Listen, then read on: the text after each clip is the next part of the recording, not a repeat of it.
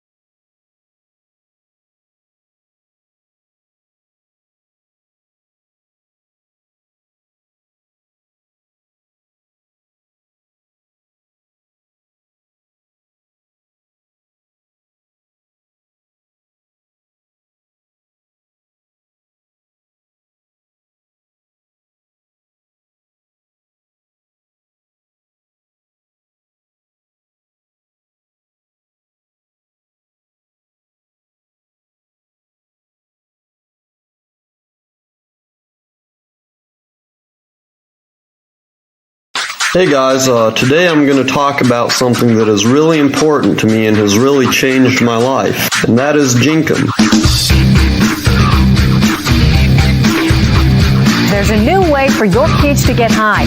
They're using raw switch. I couldn't imagine doing something like that. Sounds pretty sick to me.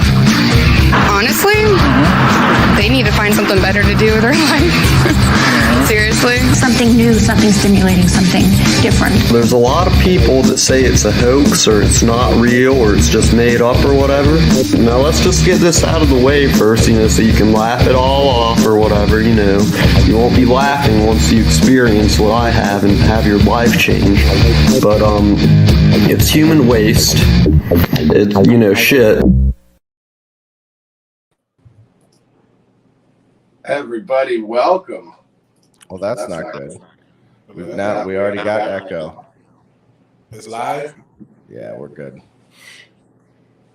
Let's see. I have to mute me. Now we're good.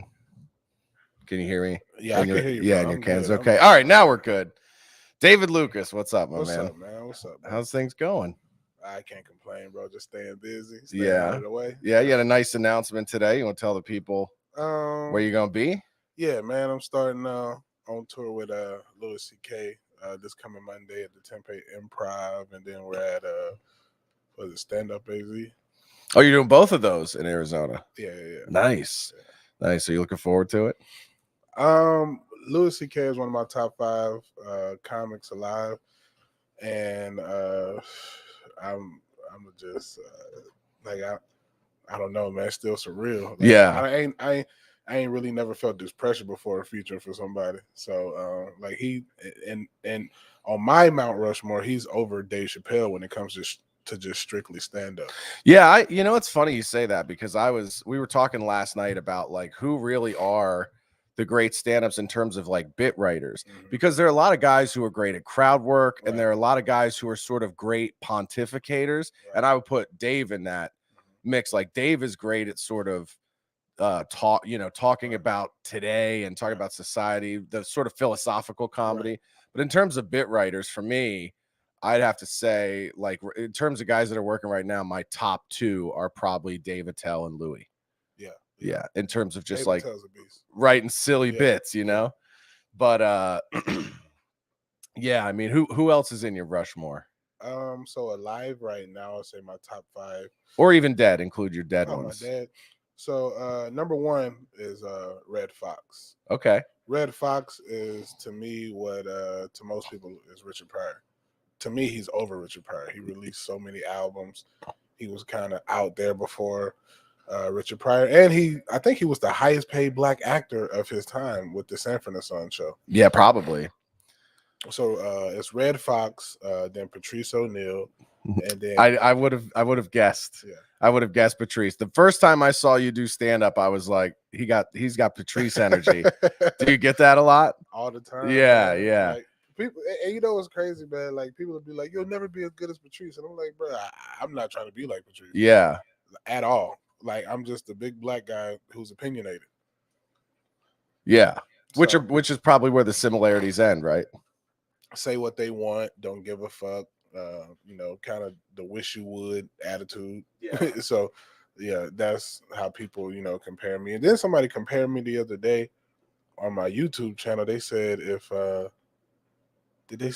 Patrice O'Neal and Dave Chappelle had a baby?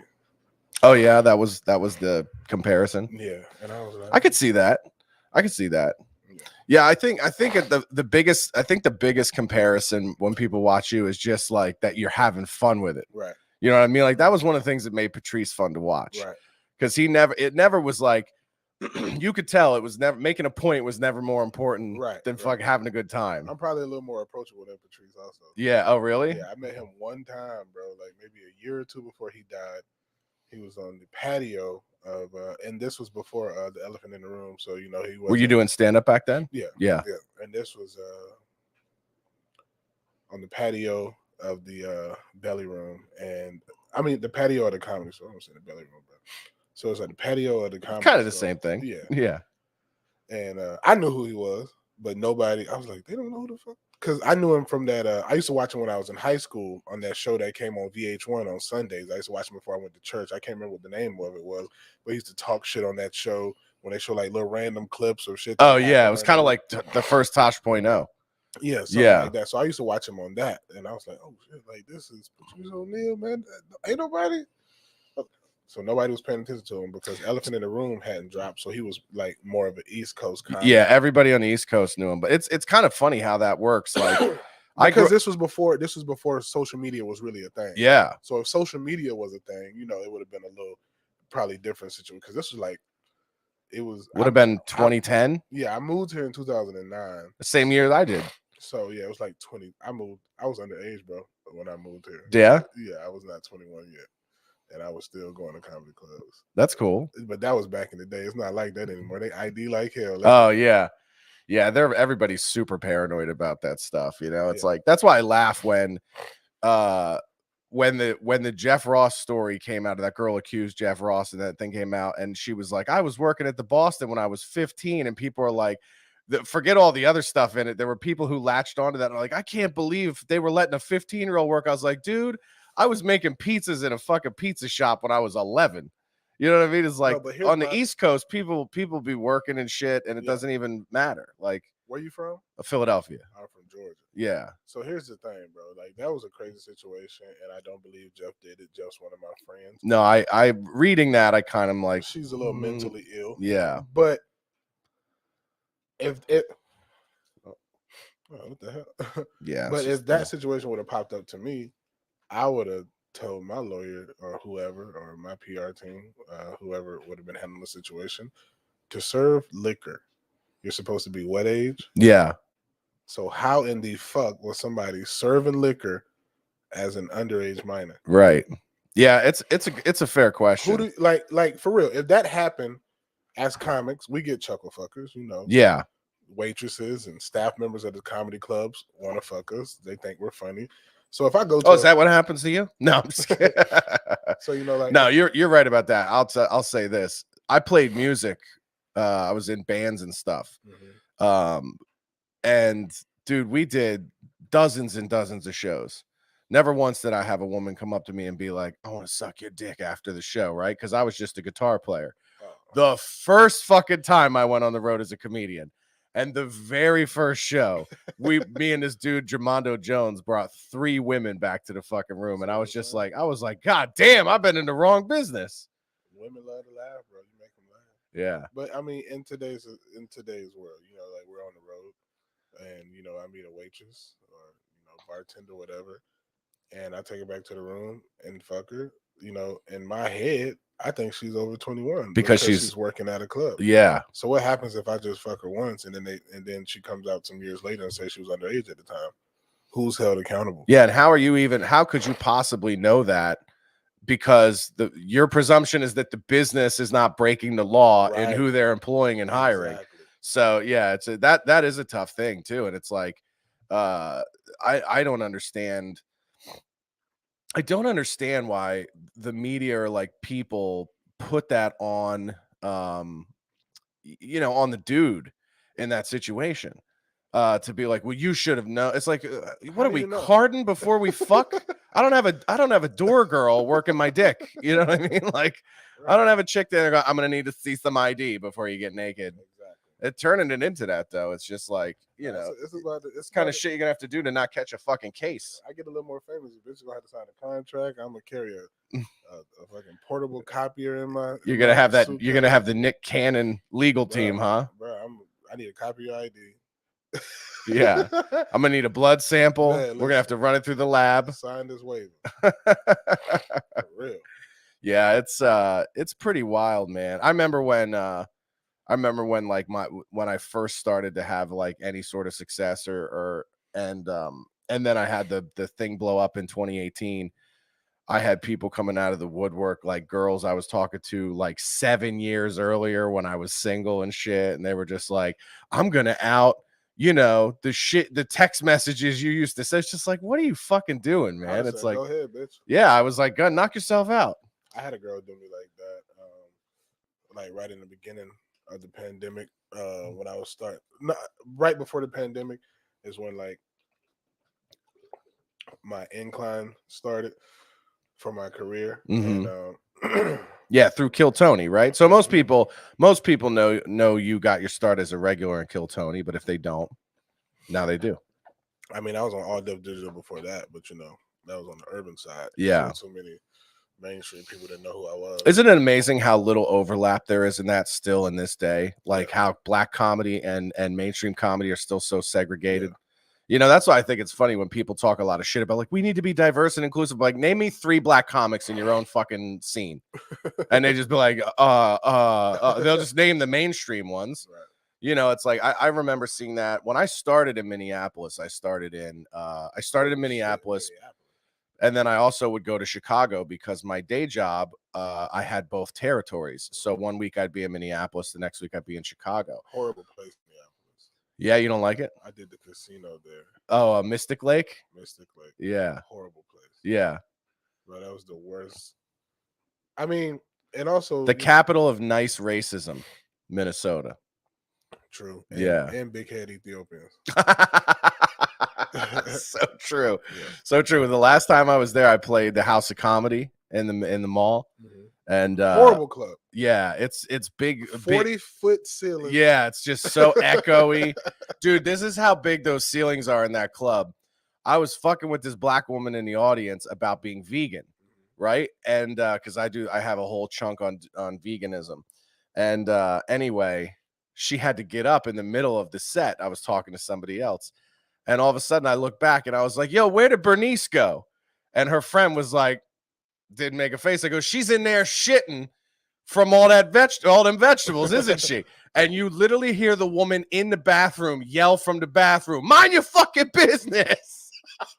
That's funny. She's in there taking a shit. It fucking travels. Yeah, dude, the sound. Like you could literally there's no mic in the bathroom, obviously. Right. You could literally hear her yell from the bathroom, mind your fucking business. There's the whole room.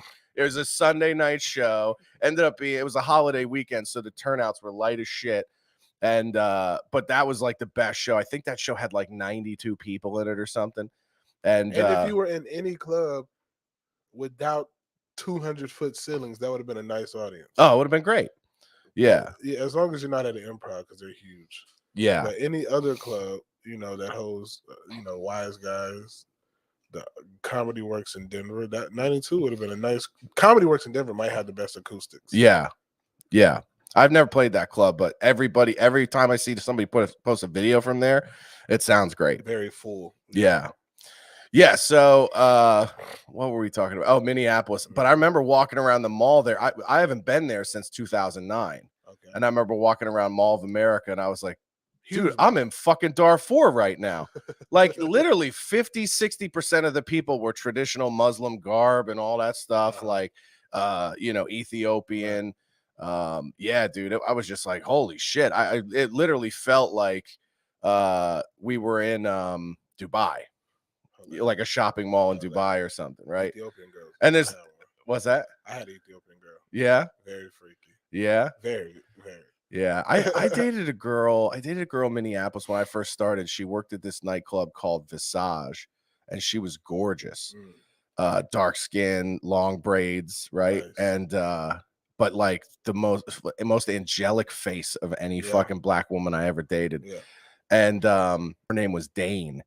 And I had to work this girl like 3 fucking shows to get her to go out with me, and then she did. And what was I gonna say? So I told this story on the Dick Show Sunday, but so we met up for dinner. We were like, where are we gonna meet? And we picked a Mexican restaurant, fucking neutral territory. And that had to be horrible. It wasn't the worst part. So we get there, and this is what I talk about when I tell people about nice racism. This white woman was staring at us the entire time we were eating together and talking and laughing, and I got her cracking up, and the date's going well. And the white woman gets up as they're leaving with their food and her husband behind her. And she stops at our table and she goes, good for you two. And then just keeps walking. And I was like, dude, I would have rather her screamed the fucking N-word at the table and set a cross on fire in the parking lot. I was like, that shit was more rude than that.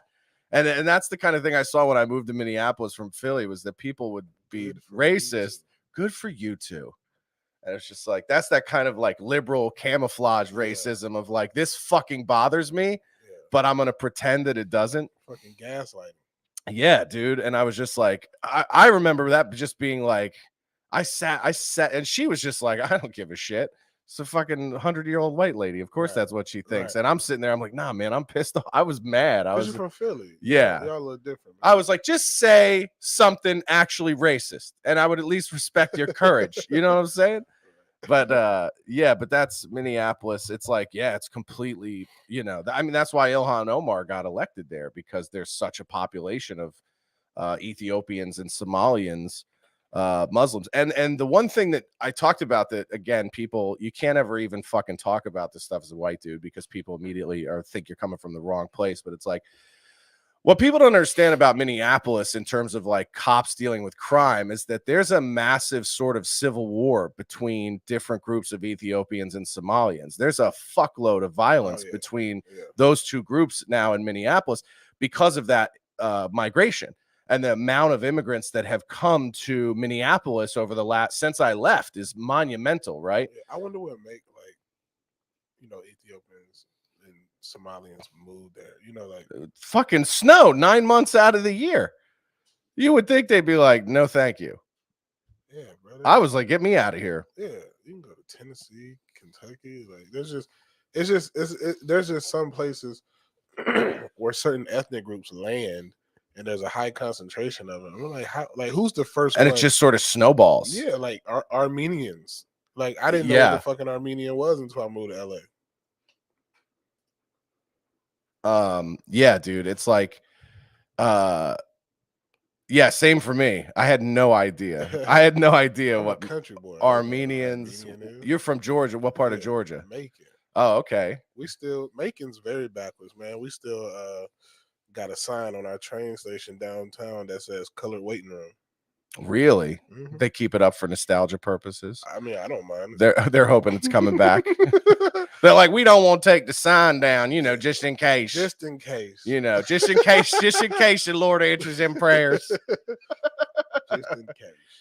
So I need to make a joke out of that. Cause it's so, bro, every time I go downtown and I see it, I laugh my ass. Like, shit like that is funny to me. Yeah. I laugh my ass off about it. Yeah, exactly. Well, I mean, and it's like, you can't, this is the thing I have a problem with, like, when people want to tear all that shit down. It's like, you gotta, then nobody will remember.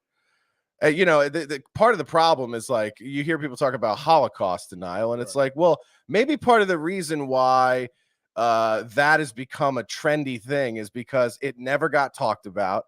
There aren't really a lot, with the exception of in LA, you have the actual Holocaust Museum, but it's like around the rest of the country, there are no monuments or statues that are like, hey, remember fucking World War II was horrible. Let's make sure we don't do this again. So I just think when you start tearing stuff down, like those signs, if the city was like, take that fucking sign down, how long before people start to go, yeah, I don't even know if that shit even happened, right? Or I don't even think it was real.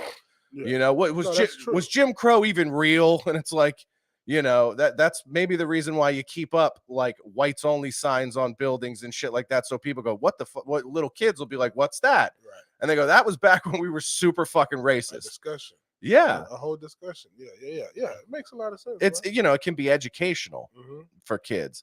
But, when you start to remove some of those permanent fixtures, like one of my favorite cities in the entire country where I'd love to move someday is Charleston, South Carolina. Yeah. You've been, right? Yeah.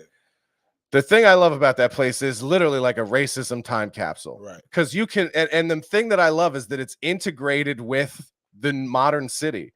So you can be on King Street and walk out of the Apple store, right? And across the street is a historically protected plantation home.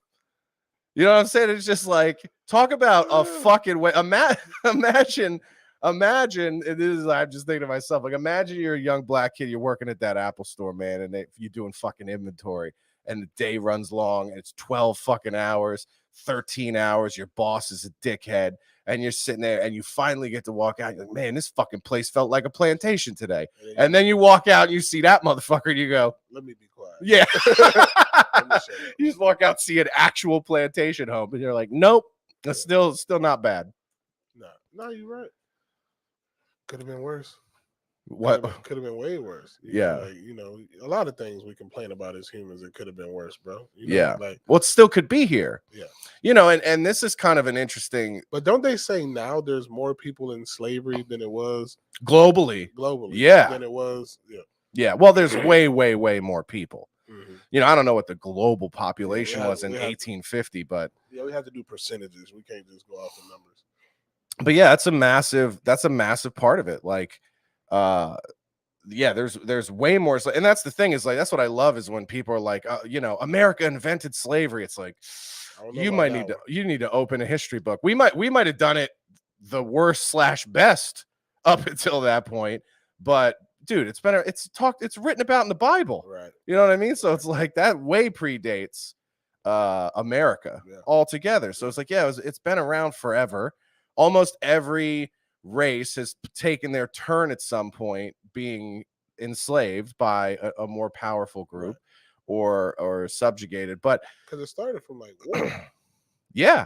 People, you go run through a village and you keep the women and kids. You'd rape them, yeah. rape all the women. Sounds so bad. Yeah, it sounds so bad. Yeah, we're not advocating. We're just talking about the truth. Yeah, they go in and they'd be like, "We're gonna fuck these ones. Yeah. These ones are gonna do all the work, and I don't know, just kill these ones.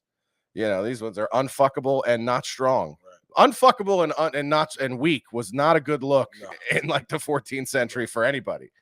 Yeah, you couldn't battle. Yeah, if you couldn't fight and you couldn't lift anything, you better get out there and start sucking them soldiers' dicks, bro. Like for real, bro. Like back in the day, dog. Like think about it. Like if you were a sickly motherfucker, yeah, or like a motherfucker with some type of an allergic reaction, like you couldn't eat fish.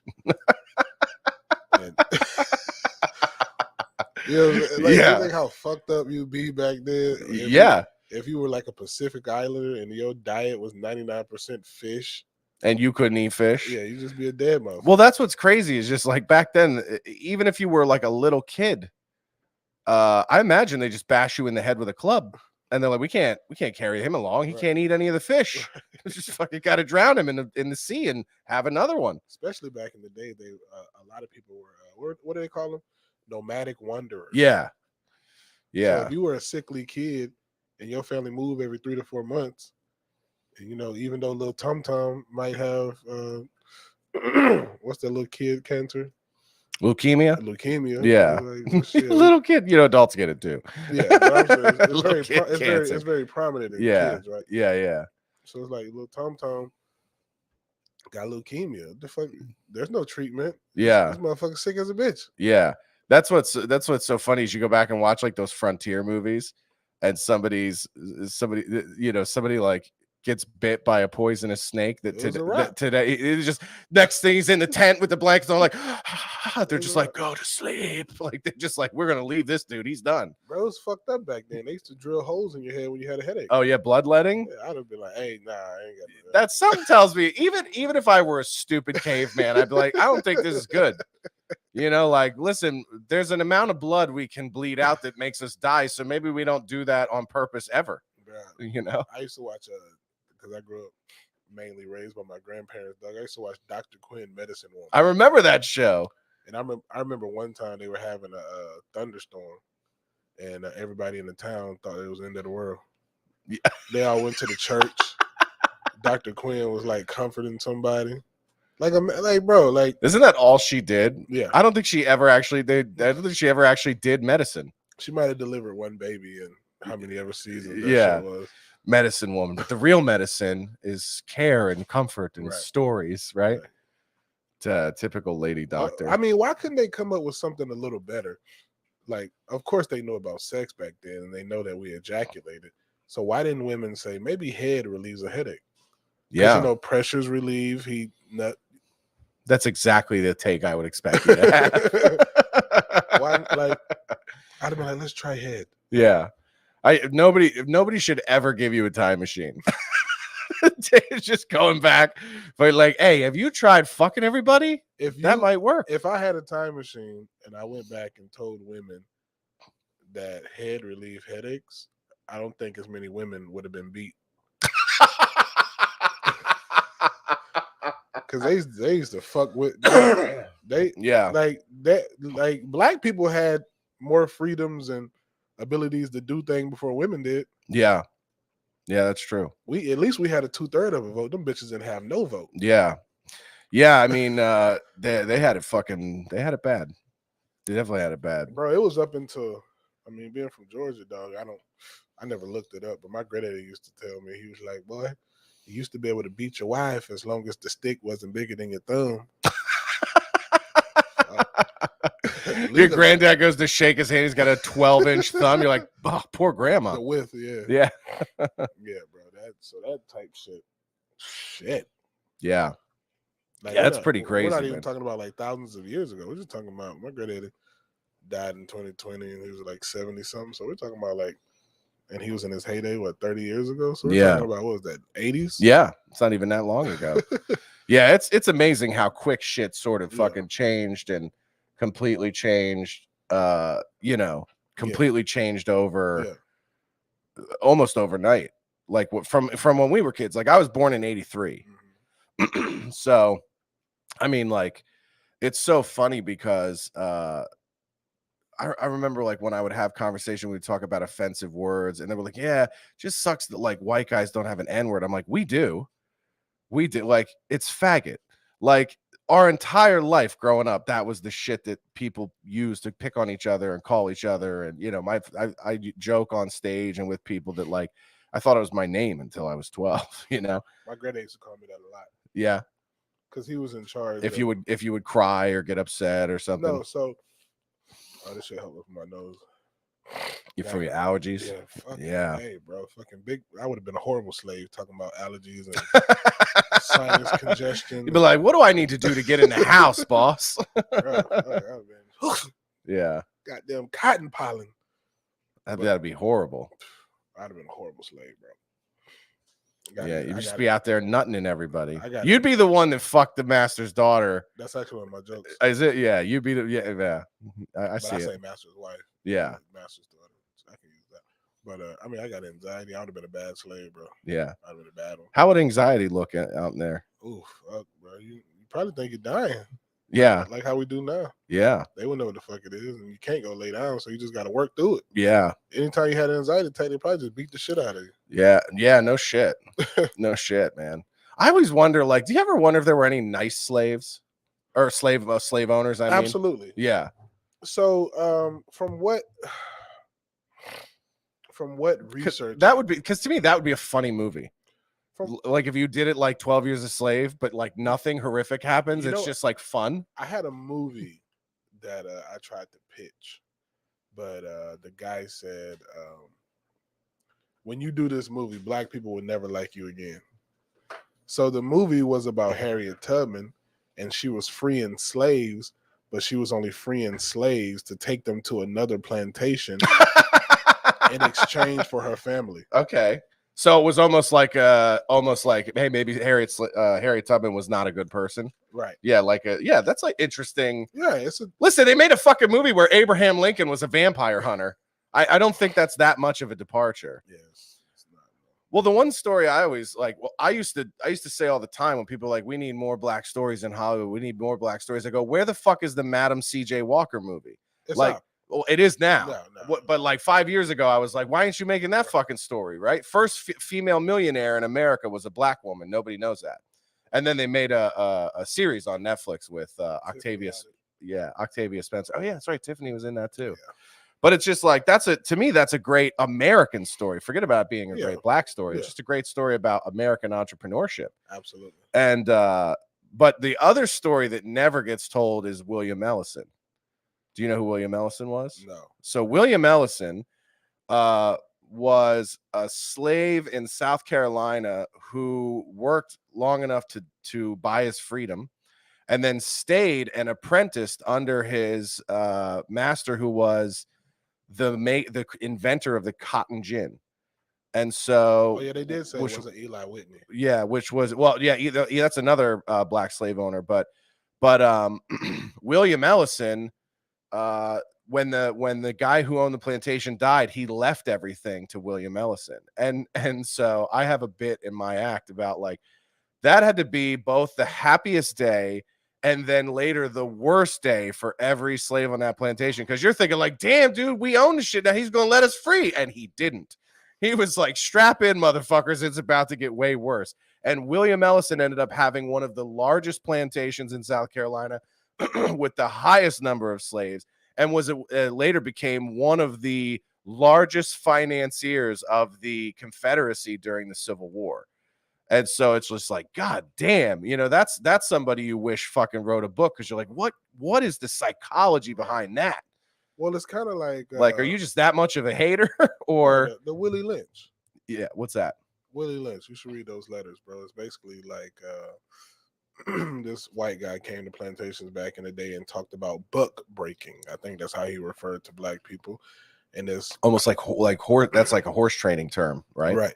So I'm pretty sure William Ellison was probably a fair-skinned guy, and it talked about making the light-skinned and fair-skinned people feel more, superior to the dark-skinned people, and made them, the dark-skinned people feel inferior to the light-skinned people. So I'm pretty sure he was a fair-skinned gentleman. I'm sure he wasn't a dark-skinned gentleman. Yeah, And yeah. Probably, we don't know. Could have been half white. Well, Could've. that's one of the alleged rumors was that he was actually secretly a son of the guy who owned the plantation. Exactly. He probably could have fucked the slave. Yeah.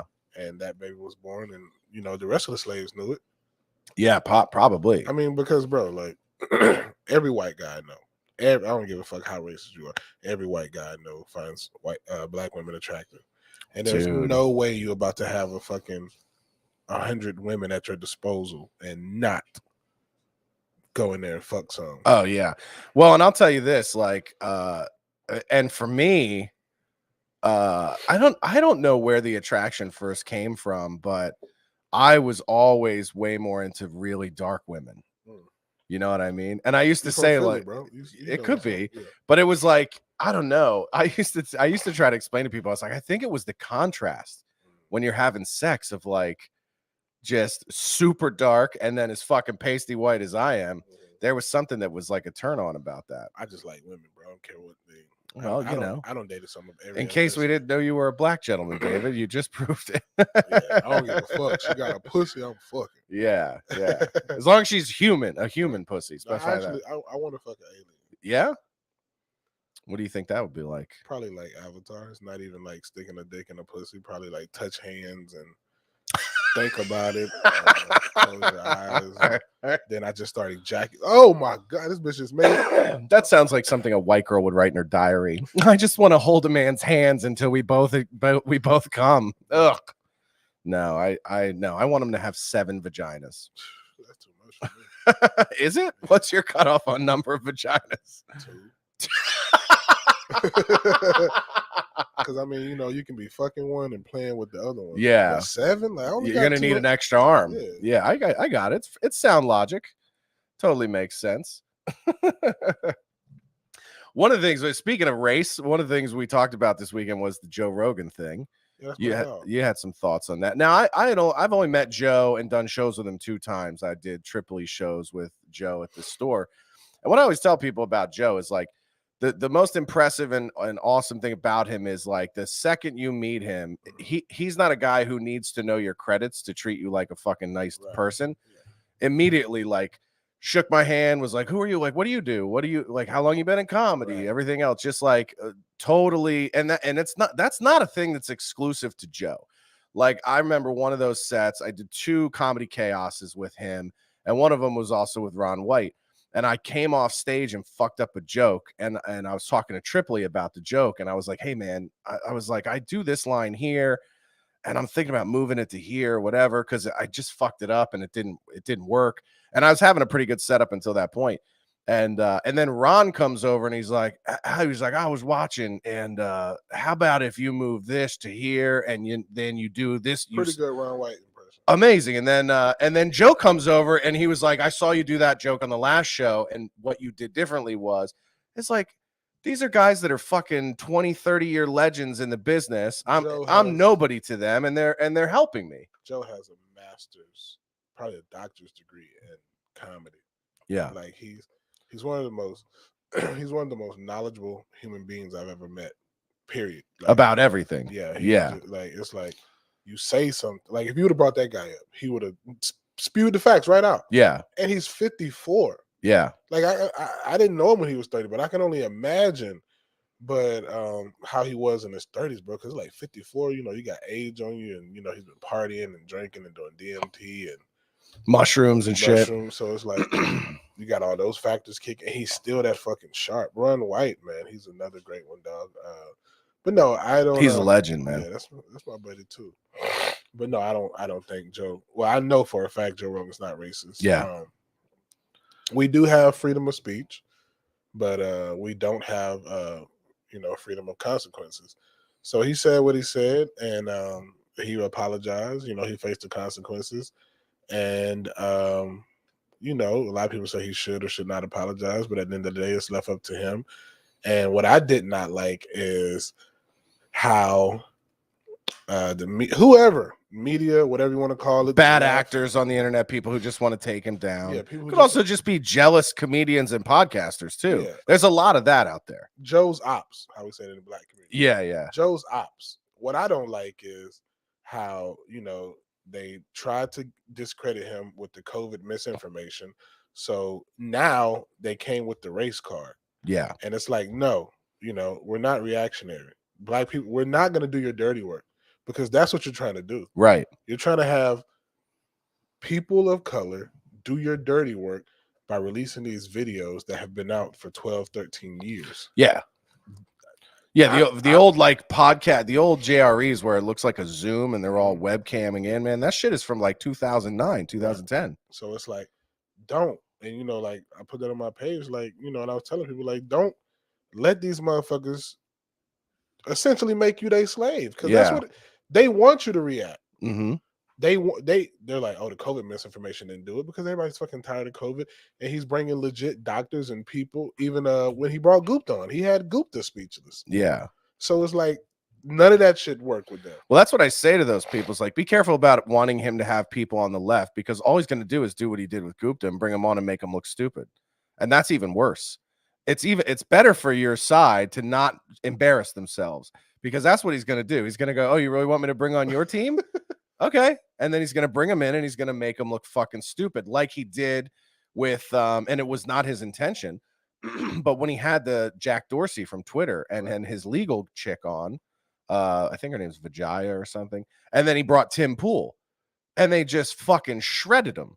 Like Tim Pool was like, what about this? What about this? What about, and they just had no answers for anything, which was just proof that they were lying about, like, we don't know that we're censoring people. It's like, yeah, you do. I mean, the left, they made this cancel culture machine, and I hate to make it a political thing, but the right doesn't really want to cancel people. They more so believe in freedom of speech, and you say it and you suffer. Yeah, when did that change, by the way? Because coming up, it was like when I first started doing comedy, the enemy of free speech was the religious right.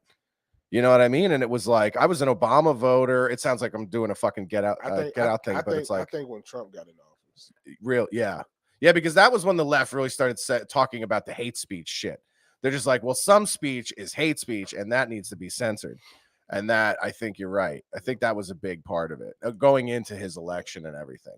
Yeah, but it's like they made this big cancel culture machine operation, whatever you want to call it, and now it's spreading so much where it's affecting their people. You got Whoopi Goldberg, you got what's the guy in New York, Kumo. You know what I'm saying? So it's like cancel culture is affecting everyone. Yeah, they created the monster, and they didn't know it was going to get out of control like this. Yeah, because it's like what's not happening with the left is that when people are trying to be canceled on the right, their people stand behind them.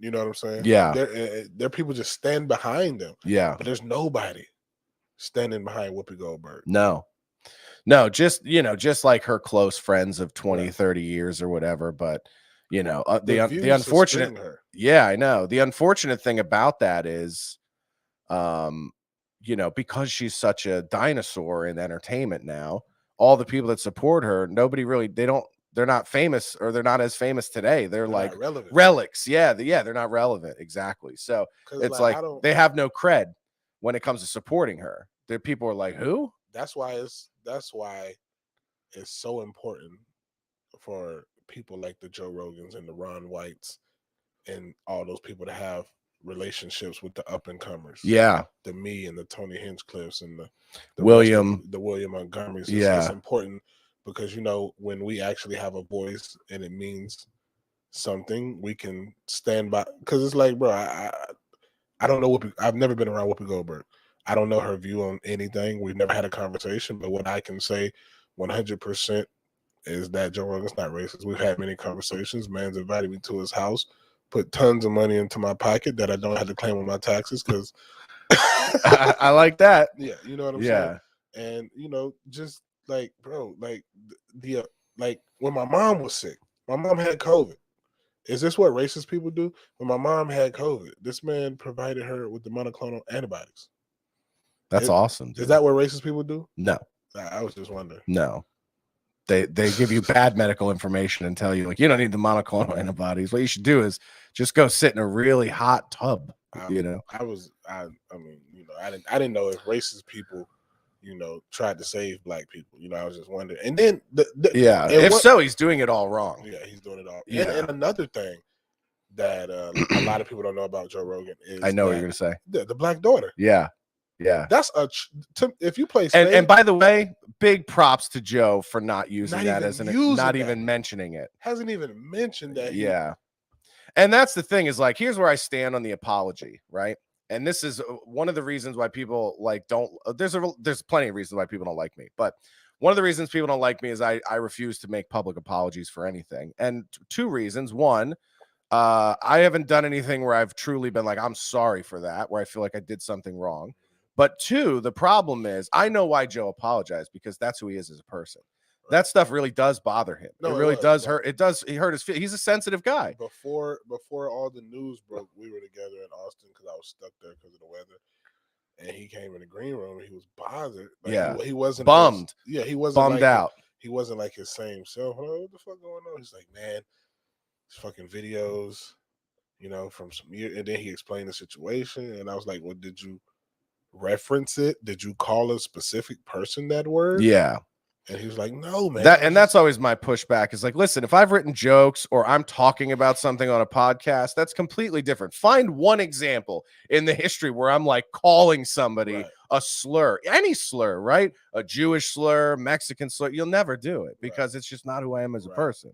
But in terms of like, I like having interesting discussions about language and art and entertainment and movies and the etymology of those things. And also, philosophizing about like, how do you really fix racism versus all these bullshit fake ways that people want to pretend fix racism, but are just, to your point, man, just to try to rile people up and get them to do your bidding. I was in Wilson, North Carolina, which, as most people hear that, they're like, where is that? It's like probably about 30, 40 minutes outside of Raleigh. Yeah. And dog, like I travel all over just like you, bro. And I don't know why I feel this way. Maybe because my grandmother was half white, so I just have like a different view on white people. But I've never really had any encounters with a white person where I felt unsafe. Yeah. And I've been in some places where you should. Right. Yeah. And I don't know if it's because I'm a big guy. I look threatening. I'm always by myself most of the time. Yeah. I was in Wilson, North Carolina, sold out that show, bro. It was like 180 people, and I say 98% of them were white, and they love me. The black people were there love me. And it's like, bro, like I don't subscribe to that ideology of race as much. You know what I'm saying? It's because, bro, like through, stuff that happened on the slave plantation and through, crossbreeding and all these other things, like none of us are really 100% anything. Yeah. There's a reason why 23andMe is $1 billion company. It's because people are really interested in like, what am I? Right. You know what I mean? I don't talk about this ever, but like I have a substantial amount of Native American. Right. And one of the reasons why I've never gotten into that is because I always feel like it would be perceived as an excuse. Like, oh, you think that gives you license to like make jokes about? Right. No, I think being a comedian gives me license to make jokes about whoever the fuck I want. My dad's Cuban, bro. Yeah. You know what I'm saying? Yeah. So it's just like, and also who you are genetically doesn't mean shit about your perspective, right? Like I had a dude on named Bertrand Cooper, who's a black writer. He goes by the name Black Trash on Twitter. And he did this piece about how the diversity push in Hollywood is actually not diverse at all. And what he went to go on and show was that all the black people that are being chosen to be showrunners or stars of TV shows or movie stars are all affluent, Ivy League educated, rich black people.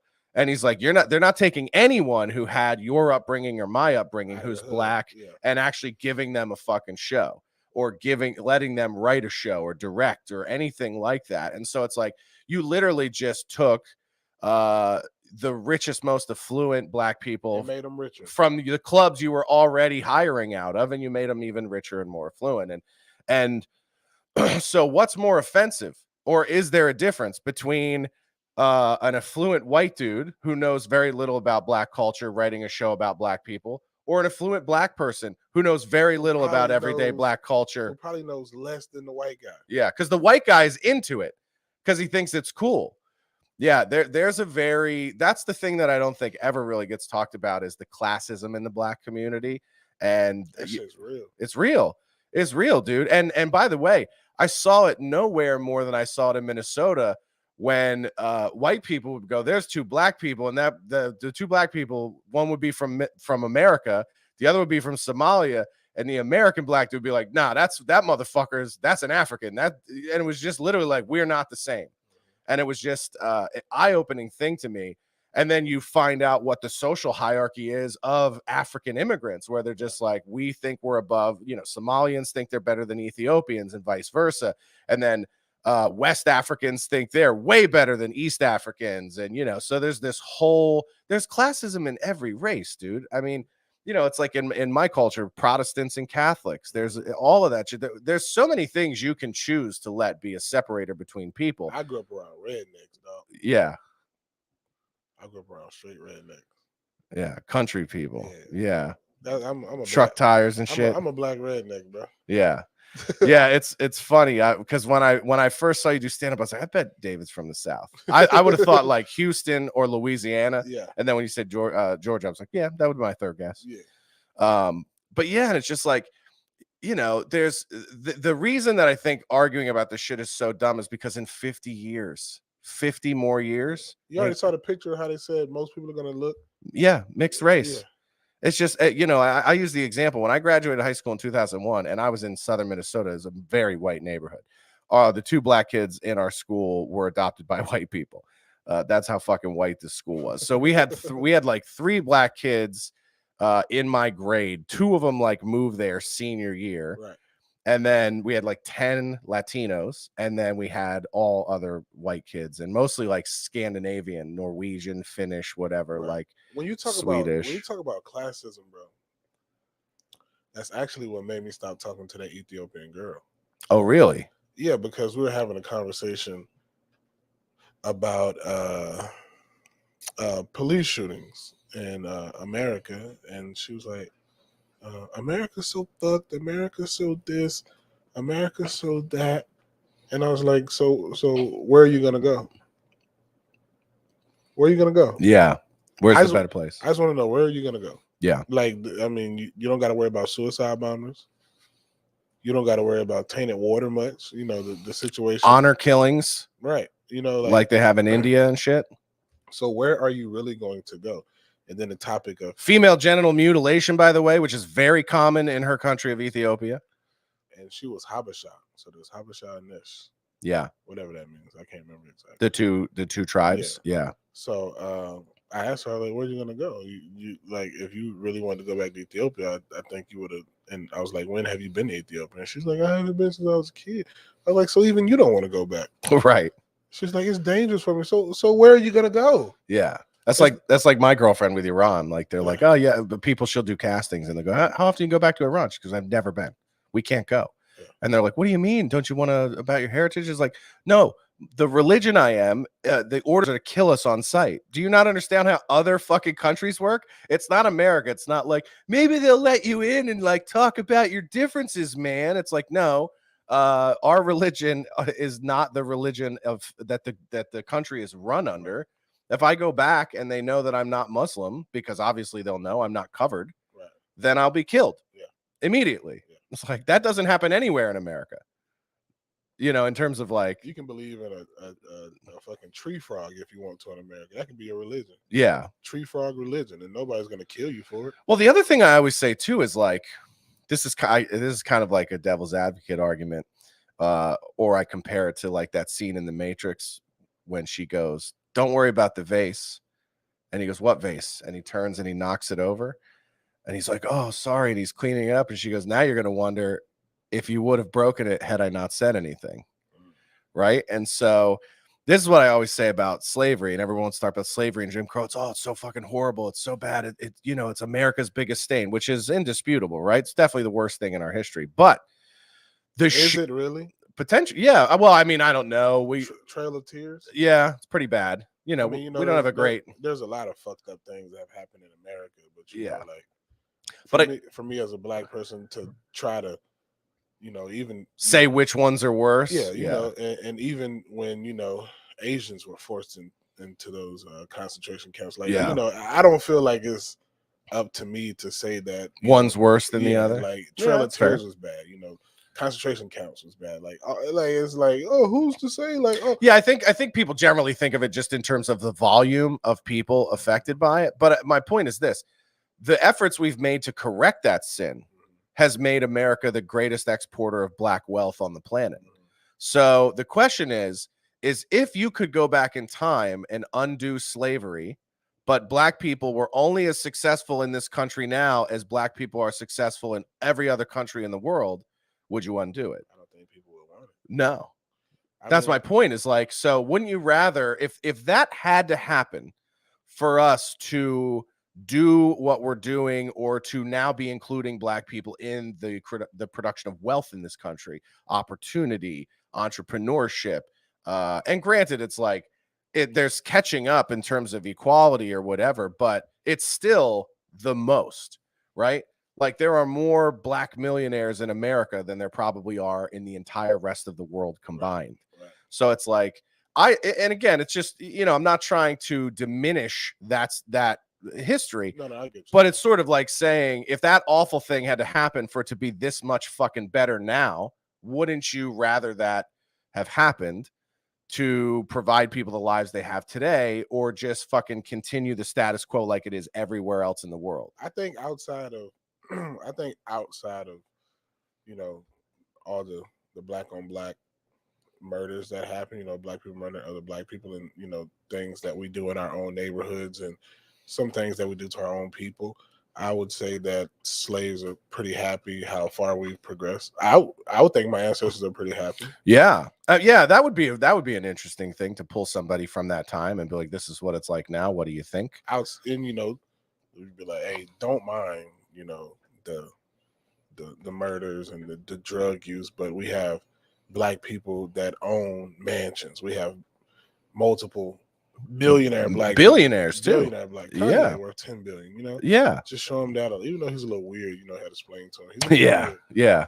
He owns like 200 acres in Montana. I do. So I have a bit in my new hour where I talk about. I basically make the joke that racism is over, and the day I knew racism was over was when black people started bitching about their mental health. Yeah, I was like, that's a white illness.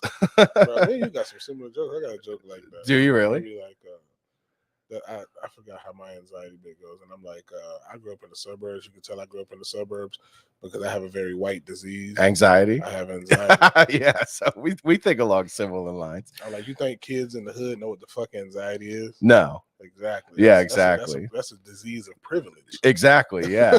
Yeah. I feel and I rail. It's a piece of it's just an entrance point into a bigger piece I do about the fact that, like, I don't believe anxiety and depression are the catastrophes that the pharmaceutical companies are trying to make people believe they are. I think some anxiety and some depression are good. It reminds us that we're human. Like, part of the reason I imagine, or things that I imagine when you get in moments of having anxiety or dealing with anxiety, it's because you care. It's because that shit matters to you. It's important to you. It means you have goals and values and things that you want to do in your life. That's a good thing. Depression is a reminder. My father had this saying when I was a kid. He goes, depression is a side effect of a waking life, meaning you walk around this motherfucker long enough, some shit's going to bum you out. Right. You meet people and interact with people long enough, it's going to fucking bum you out. And I don't think people who... You should feel depressed when you see those things. I don't think people who are, trying to really accomplish anything, and you think like stupid people are... Like, what are they anxious about? Yeah. Like, anxiety is for high functioning, very smart and intellectual ambitious people. Ambitious people. Yeah. Like bums, you think they got fucking anxiety? No. You think an idiot who dropped out of high school and got 12 bitches pregnant is anxious about a fucking thing? No.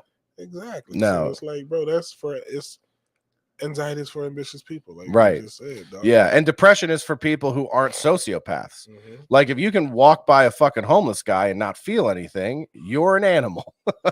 Bro, like,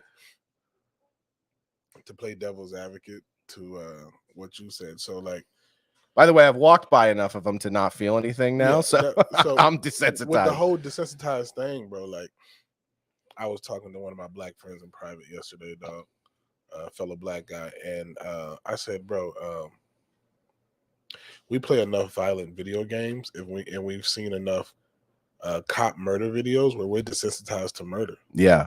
I said humans are not supposed to see that shit.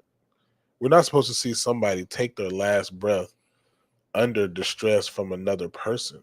I don't think that's natural at all. Do you know what one really got to me? Which one of those videos? I'll see if you can you guess which one? Floyd.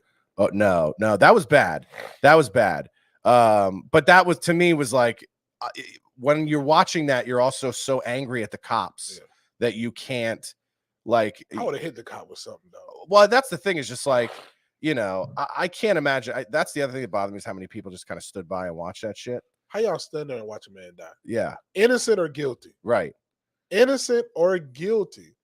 I'm not recording my phone and watch a man take his last breath. Yeah. I don't give a fuck what color you are. Yeah. That's at the very least, don't sit there and fucking film it too. Like, that's even more gratuitous. I would have had a full water. I would have bust that cop in his head so the dude could have got a breath. Yeah. I mean, it's just like, and I absolutely think that dude should have fucking went away. It's like, to me, that was so egregious that it was like indisputable, right? And I was like, people have 100% right to be fucking outraged about that, because that one to me was pretty cut and dry. And you could tell by the looks on the other cops' faces that they fucking knew it was wrong. They knew when they were doing crowd control and telling people to back up, they knew they were running cover for something that shouldn't have been fucking happening. I think that had very little to do with race and more so to do with a personal vendetta. You think so? Because of their history or whatever? You know, people might hate me for what I say, but I don't see it as a white man trying to kill a black man. I think there was hate or something in his heart from his previous run-ins with George Floyd. Yeah. I don't see it being a racial thing, because, you know, I could have been a piece of it, but you don't think it was the big piece. It could have been 80-20. It could have been 20%, I'm going to kill this black guy, and I think 80% was personal vendettas giving their previous history. Yeah. The one that really turned my stomach was that shooting in Pennsylvania over the snow shoveling. I try not to watch those videos. It's good for you, and I would tell you to never watch it if somebody says watch this, dude. A It kid literally got shot? No, so it was these neighbors fighting over snow shoveling. They just kept shoveling the snow into each other's driveways and blocking cars in and shit, and they were feuding over it. By the way, a very white feud to have. Very suburban white feud. And you're watching it and you're laughing, you're like, look at these fucking white people yelling over goddamn snow, and then it gets horrible. So what happens is the dude, it's a couple, the husband and wife, or a guy and his girlfriend or something. They're all older people. I think they were all in their 50s or late 40s. And they're like, you're not going to do anything, you fucking pussy. You're not going to do anything, right? And the guy goes, okay. And he goes inside, grabs his rifle, comes back, and literally on the house ring camera that overlooks the driveway, you watch him execute these two fucking people. Comes out, shoots the guy as he's trying to run back in the house, probably to get his own gun. And literally, fucking this woman is now in the street. He shoots her in the stomach or whatever, and then walks over and holds the gun to her fucking head and is like, you should have kept your fucking mouth shut, and just fucking executes her on camera. Yeah, people break, bro. Dude, and it's so, and I guess he went back in the house and killed himself. And he was like a veteran, PTSD, had all the I'm a triggers. licensed gun carrier, bro. And one thing I don't play about is guns. And I'm not about to tell somebody that you're not gonna do anything, and then they say okay and let them go in the house. Yeah. That's not happening. Yeah, exactly. And I'm not really about to be wolfing like that unless I got my gun on me. Right, exactly. Yeah, that's the thing. It's like, listen, if you're going to talk that much shit, you better be fucking ready for anything to pop off. You know what I mean? And so, I don't know. Maybe growing up in Philadelphia, I saw enough violence as a kid that was like seemingly unprovoked, that I sort of walked through life with this idea of like, you never know who you might be fucking with. Right. And so act accordingly. I don't fuck with people, bro. Yeah, I do not try to be starting shit with people. Because you never know. Like, no, you never know what kind of day they had. Motherfucker might have just got fired. Yeah. Or divorced. Or child might have died or something horrific. Kids might have just got taken from you. Yeah. Like, bro, and you want to fuck with this man over stepping on the shoes? People step on my shoes. All right, bro, you got it. Yeah. Like, you know, my bad. My bad, man. You know, can I buy you something? You want? Can I buy you something to eat? Yeah. Let me pay for that, man. Like, cause I remember one time I was in Vegas and I went to this restaurant, Foku Burger. And Momofuku, the burger shop, the burger place. Yeah, whatever it's called, Momofuku.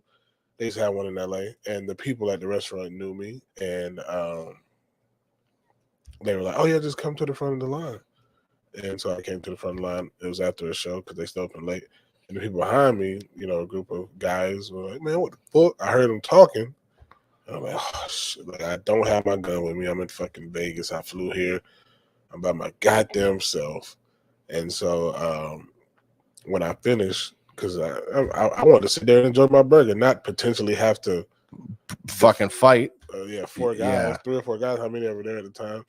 So after I ordered my food, I was like, all right, bro, I got y'all too, man. I was like, I'm paying for y'all. And just pay for their food. And I was like, thank y'all for letting me get in front of y'all. Yeah. Because I just want the dead situation. Right. Just cut it off at the pass. Yeah, because bro, like, I mean, you know, there's only so much you can tell a man. I consider myself an alpha male, and it's like, you know, I heard y'all bickering, and I'm not about to sit here and eat my food and pretend. Yeah. Like, see, that's the difference between men and women. Like, women could sit there and pretend it's not happening. As a dude, and you know, my biggest problem is like, I'm a hothead, man. Like, I get when I get a temper, I get a temper. I used to be like that until I had my daughters. Yeah, they teach you. I'm sure that's a big difference.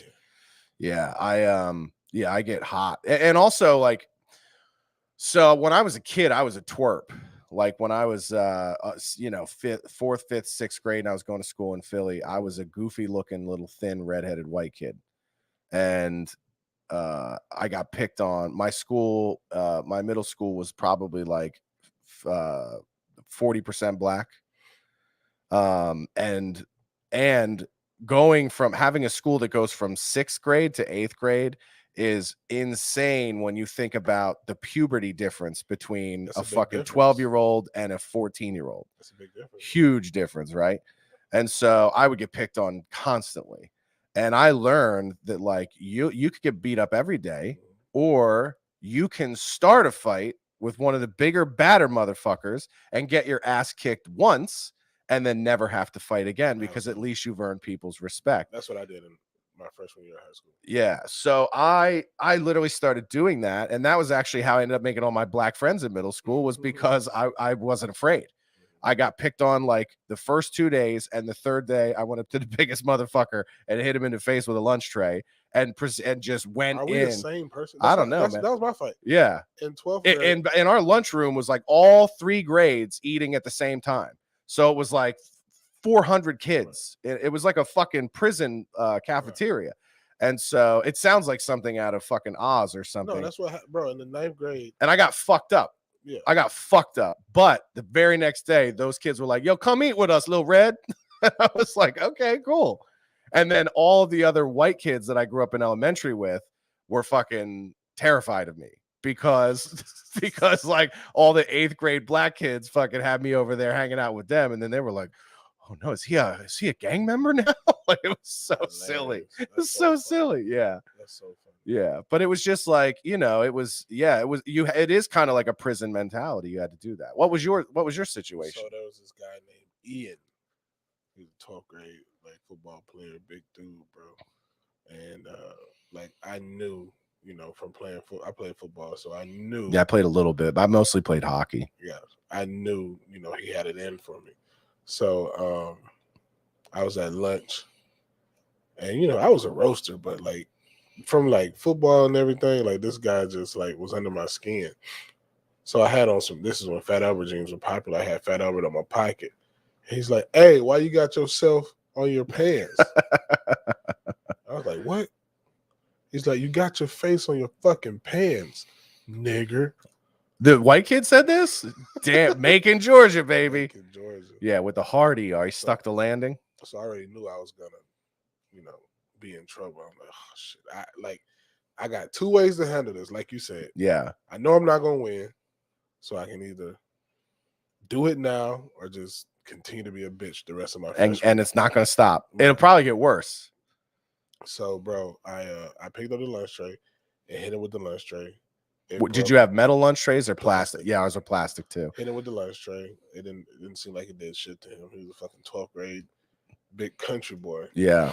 And I hit it with the lunch tray, and then he slapped me, slapped the shit out of me, actually, bro. And then I tried to put him in a headlock, which was not, it didn't work. Yeah. And by that which time, was not effective. Yeah. By that time they came and broke it up. I was suspended. Yeah, I got saved pretty quickly by staff or whatever. You know, I don't even remember who it was. If it was like I think we had teachers that like chaperoned the cafeteria and they would rotate. And so it was like 2, old white dudes came and broke us up and everything. And then I had detention and suspension for like 4 days. And then that was it. Yeah, bro. Yeah, I was suspended for 10 days. That was like the first or second month of school, bro. And then me and the other kid, we became friends in the suspension because we were in it together. I was also, in hindsight, not a real good way to de-escalate a fucking situation between 2 kids, unless they had the foresight to know, like, if we make these kids stay after school together, they might actually become friends. Because what happens is then you become enemies of the teachers. Right. And so you create an alliance of like, no, the fucking system is fucked up, right? Yeah, you're like, yo, fuck this is suspension, right? This is stupid. We barely fought, and then you become friends. Yeah, it's that's what happened with me and Ian, bro. Yeah, we came back to school, we saw each other in the hallway, and we just, all right, man, we good. Yeah, and it is that way. It's like even before that, when I was in 5th grade, we had this bully kid. He was like a dumb kid who got left behind 2 or 3 years. And so he was like a 13-year-old 5th grader, and his name was Tom Nevins, and he was fucking huge. And I was a scrawny little kid. And I remember, this is so stupid. Him and this other kid, Tony, who was like the Pee Wee football quarterback, like they were counting change on the desk. And, they were like putting them into roles or something. And I was like, oh, I want to help you guys. Like, I'll help you guys do it. And they were like, nah, get out of here. You're a fucking faggot. And I was like, all right, here we go. So I literally walked up to the desk where they had all the change dumped out and took my arm and fucking flung their fucking change across the entire floor. And then like to the point where like you're seeing dimes click off of the fucking wall across. I mean, dude, it was like something out of fucking I Love New York or some shit. You know what I mean? It's like when you see one of them reality TV bitches throw a drink or something. Dude, Nevins got up and just started shoving me, and he was hitting me so hard I was flying back like 2 rows of desks every time he fucking pushed me. So then the teacher comes in, catches it, right? Because it was like lunch, and the fucking teacher left the room. Yeah, just left the room. So the teacher comes in and sees him about to fuck me up, separates us, turns Tom the other way. We had, do you remember the school chairs that were like metal legs, and they had, and the hard, no, they weren't plastic. They were almost like a plaster. You know what I mean? It was like a hard plastic, almost like, dude, they felt like cement. They were fucking heavy. Mm-hmm. And as soon as he turned him around, I picked one of those up and was about to fucking hit him with it. And Mr. Russell like turned and saw that I was going to do it and grabbed it. And he was like, whoa. And my brother, my older brother, Craig, was like known as a badass. Like he was big. Yeah. He used to fuck people up all the time. And Mr. Russell was his teacher as well when he was a kid. And so I remember he called my dad and my brother in, and he goes, yo, Craig, you better fucking get him in the weight room. You better teach him how to fight, because he's got your fucking temper and his body, and he's going to get himself fucking killed. Yeah. So he was like, he's going to get himself fucking killed. And there were so many days at schoolyard in 5th grade. That was probably most fights I got in that year was before we all went to middle school. Oh, and it was 6th grade for me, bro, was a jungle. Yeah. Like when they used to let us, so like my elementary school, bro. I was going home with a bloody nose almost every day. Bro, we'd be fucked up. it was like Fight Club at my elementary school. Right. So like how my elementary school was. Did your teachers used to be like, let them go? Like our teachers were like hockey refs. They would be like, let them fucking go until. So this is how it was. So all the teachers would sit up top. It was like near the basketball court in the gym, the PE gym, and it was up on a hill. And then you go down some grass, and then there was hay. So we used to stack the hay up because you couldn't see right below the hill, and that's where we would fucking fight. You guys created like a pit. Yeah, it was like Fight Club. Bro. That's hilarious. We'd be all fucked. My mom was like, "How'd you tear your shirt?" We all fucked up, bro. Yeah, dude. Our teachers, for the most part, would literally like let us fight. They'd be like, as long as it's 1-on-1, right? Yeah. So, well, Delaware County, it's like it's just outside Philadelphia. Gotcha. Yeah, but different times, and it's like we're not talking about 1970 something. Like I'm talking about like 1994. This shit was happening. It was just like, it's not that long ago we were that way. Cool, man. We're about to end the regular episode, and then we'll do these quick bonus questions for the bonus show. What do you got to plug before we get out of here? By the way, thanks for doing the show, man. I was great having you on. David Lucas Comedy, man. Y'all go check it out. About to re-up on the merch. A lot of stuff is sold out. Instagram, David Lucas Funny. Just, fuck with me. Yeah, get at it. Can I take a phone call right now? Yeah, man, go ahead. We're going to get out. If you guys want to jump in, we're going to do the bonus show. Oh, that's always good when you knock the camera over. We're going to fix this camera, do the bonus show only on Rockfin. So head over there now if you guys want to join us on Rockfin.